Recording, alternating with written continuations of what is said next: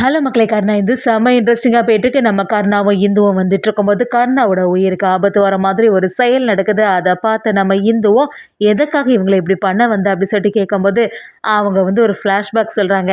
அத பார்த்துட்டு இருந்த இந்து நம்ம கர்ணா கிட்ட ஒரு சத்தியத்த வாங்குறாங்க. இனிமே கிருபா கூட வந்து, "நீ இந்த மாரி ஒரு செயல பண்ணவே கூடாது" அப்படி சொல்லும்போது, நம்ம கர்ணா வந்து என்ன செய்ய போறாங்க? கிருபாவ எதிர்த்து இந்துவுக்கு அந்த சத்திய வாக்க காப்பாத்துவாங்களா? வீடியோக்குள்ள போறதுக்கு முன்னாடி நம்ம சேனலுக்கு சப்ஸ்கிரைப் பண்ணிருங்க. அப்படியே பக்கத்துல இருக்க பெல் ஐகானை கிளிக் பண்ணிருங்க. அப்பதான் நான் போடுற வீடியோலாம் உங்களுக்கு நோட்டிஃபிகேஷனா வரும். நம்ம கருணாவும் இந்துவும் அந்த இடத்துல போயிட்டு இருக்கும்போது, கரெக்ட்டா ஒருத்தங்க வந்து நம்ம கருணா கிட்ட காஃபி வேணுமா அப்படி சொல்லிட்டு அத விக்கிறதுக்காக ட்ரை பண்றாங்க. அத பார்த்து நம்ம கருணாவும், சரி இந்த சமயத்துல நல்லா தானே இருக்கும். மழை வேற பெய்யுது. இதுல வந்து சூடா டீ குடிச்சா என்னவான்னு சொல்லிட்டு அந்த டீய வாங்கி குடிக்க ஆரம்பிக்கிறாங்க.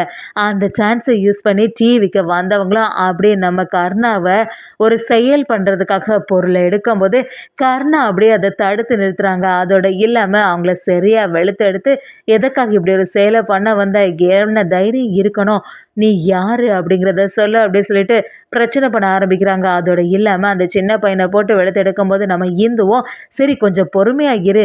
அவன் என்னதான் சொல்ல வரான்னு சொல்லிட்டு கொஞ்சம் நிதானமா கேட்கலாம்" அப்படின்னு சொல்லும்போது, நம்ம கருணாவும் இந்து சொன்ன வார்த்தைக்காக, "சரி எதுக்காக வந்து இப்படி ஒரு செயல பண்ண? என்னாச்சு?" அப்படின்னு கேட்கும்போது, அந்த பையனும் அப்படியே கதறி அழ ஆரம்பிக்கிறாங்க.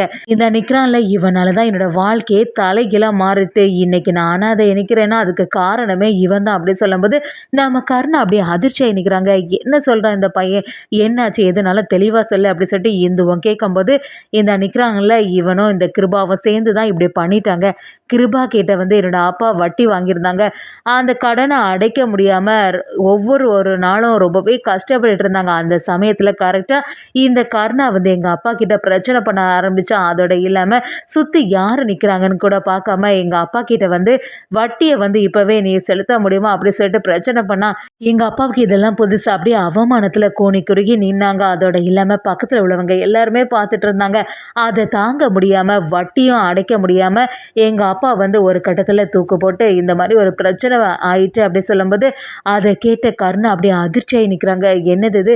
நம்ம பண்ண ஒரு செயல்னால இப்படி ஒரு சம்பவம் நடந்துச்சா? இந்த பையன் வந்து இன்னைக்கு அனாதை ஆனதுக்கு காரணம் நம்மளா? கொஞ்சம் வருஷத்துக்கு முன்னாடி இப்படி தானே நம்மளும் வந்து அடியாளா இந்த கிருபா கிட்ட வந்து சேர்ந்தோம் அப்படிங்கிற மாரி ஒரு எண்ணத்துல கருணா ஒரு குற்ற உணர்ச்சியில இருந்துட்டு இருக்காங்க. அதோட அந்த பையன் விடாம, எல்லாத்துக்குமே காரணம் நீ தான். எங்க அப்பா மட்டும் இந்த டைமுக்கு நீ இருந்திருந்தாங்கன்னா, எனக்காக எல்லாமே செய்திருப்பாங்க.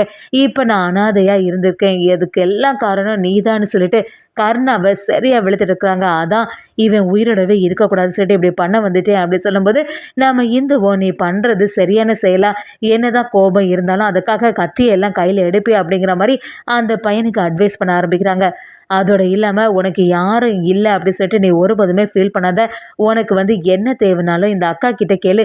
என்ன உனக்கு ஒரு அக்காவா நினைச்சு மதிச்சு, உனக்கு படிப்பு, செலவு எல்லாத்தையுமே நானே பார்த்துக்கிறேன் அப்படிங்கிற மாரி அந்த பையன சமாதானப்படுத்துறாங்க. அந்த பையனோ இன்னைக்கெல்லாம் நான் இப்படி இருக்கிறதுக்கு காரணமான இவன சும்மாவே விடமாட்டேன் அப்படி சொல்லும்போது, நம்ம இந்துவும் சமாதானப்படுத்தி விடுறாங்க. அதே சமயத்துல நம்ம கருணாவும் ஒரு குற்ற உணர்ச்சியில இருந்துட்டு இருக்காங்க.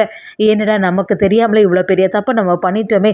நம்மனால இந்த பையன் அனாதை ஆயிட்டானே! அப்படிங்கிற மாரி ஒரு குற்ற உணர்ச்சியில இருக்கும்போது, அத பார்த்துட்டு இருந்த நம்ம இந்துவும் கருணா கிட்ட வந்து, "பாத்தியா நீ பண்ண ஒரு வேலைனால யாருக்கு ஆபத்து வந்திருக்கு? நீ வேணும்னா உங்க அண்ணன் கிருபாகரன் நல்லவன் அப்படின்னு சொல்லலாம். அவன் சொன்னா எல்லாமே செய்யலாம். ஆனா வந்து அதுக்கு பின்னாடி வந்த விளைவுகள பாத்தியா? இதே மாரி தானே உனக்கும் இந்த மாரி ஆச்சு. ஞாபகம் இருக்கா? நான் யாரும் இல்லாத அனாதையாட்டு நான் நின்னுட்டுருக்கேன்னு சொல்லிட்டு எத்தன நாள் ஃபீல் பண்ணியிருக்கேன். அதே மாதிரி தான் இந்த பையனும் இப்ப பண்ணிட்டு போயிருக்கான். பாவம் அவனுக்கு பின்னாடி யாருமே இல்ல பாரு. இதே தான் நான் ஏற்கனவே சொன்னேன். கிருபாகரன் வந்து சரியான ஆளே கிடையாது. நீ தான் உங்க அண்ணன் நிலைமைய அவன் என்ன செய்தாலும் நியாயமா இருக்கும்னு சொல்லியிருக்க. பாத்தியா உங்கனால பாதிக்கப்பட்டவங்கள அப்படி சொல்லிட்டு நம்ம இந்துவும் ஒரு விஷயத்தையும் நம்ம கருணாவுக்கு எடுத்து சொல்ல ஆரம்பிக்கிறாங்க.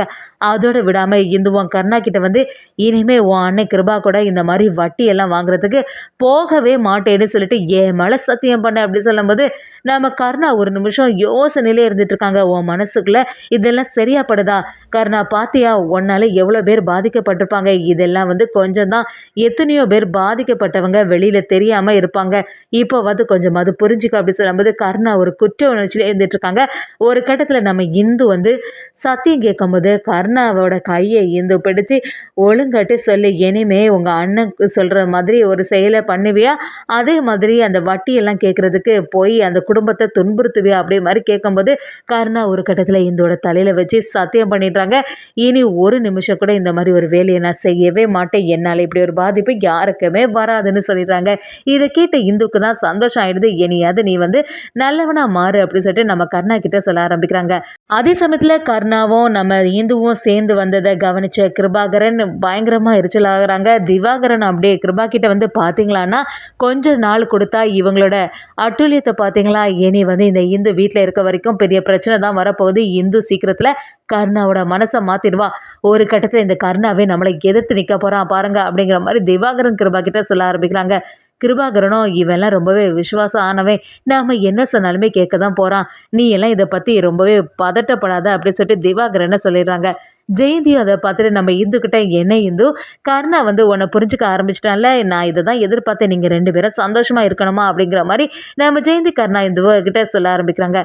அடுத்த நாள் பார்த்தீங்கன்னா நம்ம கிருபாகரனும் கர்ணாவை கூப்பிட ஆரம்பிக்கிறாங்க. அதோட இல்லாமல் கர்ணா கிட்ட வந்து இந்த மாதிரி வேலைகள் எல்லாம் இன்னைக்கு இருக்குது, அதை கரெக்டாக நம்ம செய்து முடிக்கணும், சரி வா அந்த வட்டி எல்லாம் கரெக்டாக கலெக்ட் பண்ணிட்டு தானே அப்படிங்கிற மாதிரி நம்ம கர்ணா கிட்ட கேட்கும்போது கர்ணா அப்படியே மௌனமாக இருக்காங்க. இந்த செயலை பண்ணவே கூடாது, இந்து கிட்ட நம்ம நேற்றுக்கு தான் சத்தியம் பண்ணியிருக்கோம், கண்டிப்பாக அந்த பையனை நினச்சி பார்த்தாலுமே நமக்கு வருத்தமாக இருக்குது அப்படிங்கிறது எல்லாமே நம்ம கர்ணாவுக்கு புரிய ஆரம்பிக்குது. கிருபாகரன் வந்து என்ன நீ இவ்வளோ மௌனமாக இருந்துட்டு இருக்க, என்னாச்சு, அதெல்லாம் கலெக்ட் பண்ணிட்டு தானே, வட்டி வந்து ஒழுங்கு மரியாதை டைமுக்கு கொடுத்துருக்கணும், இல்லைன்னா அவங்க வீட்டில் இருக்க திங்ஸ் எல்லாத்தையுமே தூக்கி வெளியில் போட்டு அடித்து தம்சம் பண்ணிட வேண்டியதான் அப்படிங்கிற மாதிரி நம்ம கர்ணா கிட்ட சொல்லும்போது கர்ணாவோட மௌனத்தை பார்த்த திவாகரனும் அப்படியே கிருபா கிட்ட, என்னன்னு இவன் வந்து இப்படியே நின்றுட்டு இருக்கான், இவனோட செயல் எதுவுமே சரியில்லை, இவன் ரொம்பவே மாறிட்டான் போலே அப்படி சொல்லும்போது கிருபாகரனும், என்ன கர்ணா யோசிச்சுட்டே இருக்க, நான் பாட்டுக்கு பேசிகிட்டு இருக்கேன், என்னாச்சு அந்த வட்டி எல்லாம் கலெக்ட் பண்ணிட்டு தானே அப்படி கேட்கும்போது நம்ம கர்ணாவும், இல்லைன்னா நான் எதுவுமே போகலை, நான் வந்து இனிமேல் வட்டி எல்லாம் வாங்குறதுக்காக பிரச்சனை பண்ண மாட்டேன், யாருக்கு வீட்லேயும் போய் இந்த மாதிரி பணம் எல்லாம் கேட்க மாட்டேன் அப்படி சொல்லும்போது கிருபாகரனும், எனக்குன்னா இதெல்லாம் புதுசாக இருக்குது, நான் இது வரைக்கும் இந்த மாதிரி எது சொன்னாலுமே நீ தட்டாமல் கேட்பேன், இப்போ என்ன புதுசாக இருக்குது அப்படி கேட்கும்போது நம்ம கர்ணாவும், இல்லைன்னா நான் வந்து கொஞ்சம் இந்த மாதிரி பண்ணுறது தப்பாக இருக்குமோன்னு தோணுது, அதனால தான் இந்த செயலை நான் பண்ண மாட்டேன்னு சொல்லிட்டேன், வேறு எந்த வேலைனாலும் கொடுங்க அப்படி சொல்லும்போது கிருபாகரனும், இதுக்கு எல்லாத்துக்குமே காரணம் வந்து கண்டிப்பாக இந்துவாக தான் இருக்கும், இந்த இந்துவை வீட்டை விட்டு சீக்கிரமாக வெளியில் அனுப்பிடணும் அப்படிங்கிற மாதிரி திவாகரனும் கிருபா கிட்டே சொல்ல ஆரம்பிக்கிறாங்க. கிருபா என்னதான் சொன்னாலும் கர்ணா அவங்களோட முடிவில் ரொம்பவே தெளிவாக இருக்காங்க. கண்டிப்பாக நான் இந்த விஷயத்தில் தலையிட போகிறதில்ல, நான் வந்து இப்படி போக மாட்டேன், வேறு வேலை எதுனாலும் கொடுங்கண்ணா அப்படின்னு சொல்லிட்டு நம்ம கிருபா கிட்டே சொல்லும்போது இது எல்லாத்தையுமே நம்ம இந்து கவனிச்சுட்டே இருக்காங்க. நல்ல வேளை நம்ம சொன்ன மாதிரி கர்ணா வந்து கேட்க ஆரம்பிச்சிட்டான். கர்ணா இனிமேல் இந்த மாதிரி செய்யவே மாட்டான் அப்படிங்கிற மாதிரி இந்து ஒரு நம்பிக்கையில் இருக்காங்க. அப்படி இந்து நக்கலாட்டு அப்படியே கிருபாவை பார்க்கும்போது கிருபாவும், என்னடா இது, இதுக்கு காரணம் இந்த இந்துவாக தான் இருக்கும், நேற்றுக்கு இவங்க 2 பேரும் சேர்ந்து வரும்போது யோசித்தேன் ஏதோ ஒரு சம்பவம் நடந்திருக்குன்னு, அது மாதிரி தான் இருக்குது, இனிமேல் சும்மாவே விடக்கூடாது, இந்த இந்துவை சீக்கிரத்தில் வீட்டை விட்டே வெளியில் அனுப்பணும்னு சொல்லிட்டு கிருபாவும் யோசிக்கிறாங்க. அதே சமயத்தில் முறையாக நம்ம கர்ணா கிருபாவை எதிர்த்து இந்துக்கு கொடுத்த சத்தியத்தை காப்பாற்றிட்டாங்கன்னே சொல்லலாம்.